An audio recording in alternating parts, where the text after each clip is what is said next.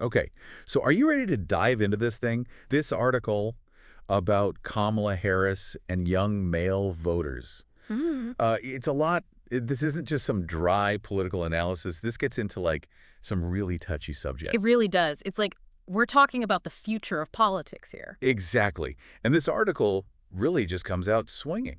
I Ye- mean, they're saying Kamala Harris is having a tough time, like really struggling to connect with young male voters. Yeah, and that's putting it mildly. They even brought up that, that video analysis of her, like when she's on stage with her husband, the handshake, the whole thing. It's been making the rounds online. Oh yeah, where they break it down frame by frame like it's the Zapruder film or something. Right, exactly. And the article, they basically say, look, this isn't playing well with this demographic. So it's not just about her policies then, it's about like her whole image, how she's coming across. Exactly. It's this whole idea of authenticity, or I guess the lack of it in this case. Like they even compare her to, believe it or not, Elon Musk. Elon Musk, really. Yeah. And look, say what you want about the guy, but he's got this realness that resonates with a lot of young men, particularly in the tech world and all that. This like shoot from the hip, no BS style. And the article seems to suggest that something Kamala Harris just doesn't have. So that's Kamala Harris. But then it's like the article takes this whole other turn. It's like, hold on, this isn't just about one politician, right? Yeah. They're saying this is about this whole wave of young men who are like moving to the right politically. They even talk about these online spaces like video game communities, fitness forums, even some corners of like the podcast world as being totally dominated by right-wing voices. Yeah, and this is where it gets, I think, really interesting and kind of worrying depending on your perspective. Because you're talking about these online echo chambers, right? Where the algorithms, they just feed you more of what you already like, what you already agree with. So you can see how someone, especially like a young guy who's already maybe leaning to the right, they just end up in this bubble where everything they see, everyone they interact with, just confirms what they already believe. Exactly. And it becomes this self-reinforcing cycle where it's hard to even encounter different viewpoints, let alone engage with them in a meaningful way. And it's something the article really emphasizes, this idea that it's not just passive consumption. It can actually push people further down that path. So we've got Kamala Harris maybe not connecting, this whole generation potentially getting stuck in these echo chambers. And then the article kicks it up another notch. They start talking about how the left talks about masculinity, or maybe more accurately, how they don't talk about it. Right. And this is where things get, I think, particularly delicate. Because the article argues that while, of course, the intention might be good, right? Challenging outdated norms, promoting equality, Mhm. but by constantly labeling anything traditionally masculine as toxic, they might actually be alienating the very group they're trying to reach. So it's like they're confirming those young men's fears, making them feel like their identity is under attack. In a nutshell, yes. And that's where I think this discussion gets really interesting because it's not just about politics anymore. It's about, identity and how we talk about these really complex issues. So where does this leave like Kamala Harris specifically? Hmm.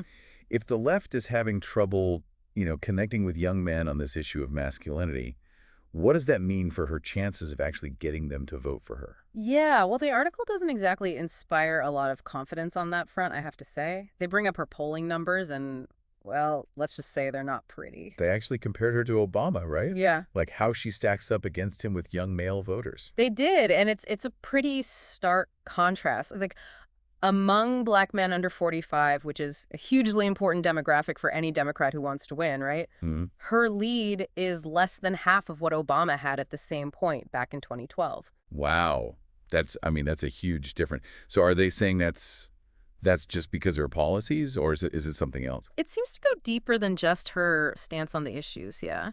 They quote this political strategist who basically says, and I'm paraphrasing here, but he basically says she comes across as too rehearsed, too scripted. Like young voters can spot that a mile away. So they're saying she's not authentic enough, like she's not real enough for them or something? It's interesting, right? Because I think in this day and age, especially with the younger generations, they've grown up with social media, with all this like perfectly curated content, and they can sense when something feels fake. So it's like it's not even just about what she's saying, it's this whole like feeling of whether she actually means it or not. Exactly. And I think that's something that gets lost sometimes in the whole political game. Oh yeah. Like we focus so much on the strategy, the messaging, the talking points that we forget about the human element. Yeah, like are we just so used to these polished sound bites that we've forgotten what it means to actually connect with someone on a human level. And I think that's the challenge the article is posing, right? Like, can you be both? Can you be strategic and authentic? So we've talked about Kamala Harris. We've talked about this shift to the right among young men. But it feels like there's a bigger picture here. This isn't just about one candidate or one election cycle, right? Exactly. The article uses Kamala Harris as kind of a case study to talk about this bigger trend, this growing disconnect between, traditional left-wing parties and a big chunk of the electorate, especially young men. So this is bigger than just her. This is about the Democratic Party as a whole, maybe even left-leaning parties in other countries too. That's exactly what they're suggesting, yeah. They actually point to some similar trends in Europe, in Canada, so it does seem to be part of a larger pattern. It makes you wonder, like, can these parties actually change their message? Can they adapt and try to connect with these voters without, alienating their base in the process? Right, because it's a tough needle to thread, right? You have to figure out how to appeal to these voters who feel like they're not being heard without pushing away the people who already support you. It's a real dilemma, and the article doesn't pretend to have all the answers, but they do suggest that just acknowledging the problem is a good first step. This whole thing, this whole deep dive has been, I don't know, it's really got me thinking about how we talk about politics. Like, it's not just about the policies themselves. It's the language we use, the way we present ourselves. It all matters. Yeah, it's about understanding where people are coming from, even when, or maybe especially when, we don't agree with them. Exactly. Like, instead of just writing people off because they see the world differently than we do, maybe we need to actually, like, listen for a second. Try to understand their perspective. It's about bridging that gap, right? Right. Finding some common ground. Totally. Yeah.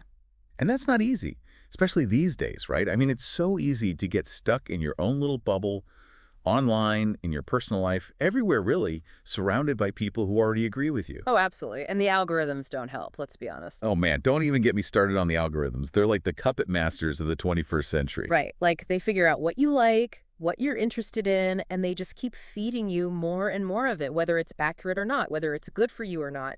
And the article actually cites this study that found people are something like 70% more likely to click on something, to share something, if it already aligns with their existing beliefs. So we end up in these echo chambers, and not just about politics, about everything. It's kind of scary when you think about it. It is, but like you said, the first step is just being aware of it, right? Knowing that these forces are at play, Right. and then actively trying to seek out different perspectives, different sources of information. Okay, so big picture.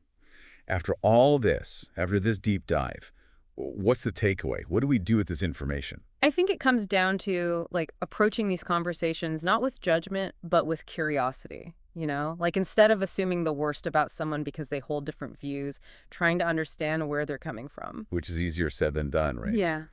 But yeah, I think you're right. We need to break out of these echo chambers, all of us, and actually talk to each other, even when it's hard. It's the only way forward, really, finding common ground, having these tough conversations. That's how we move forward as a society, right? Well said.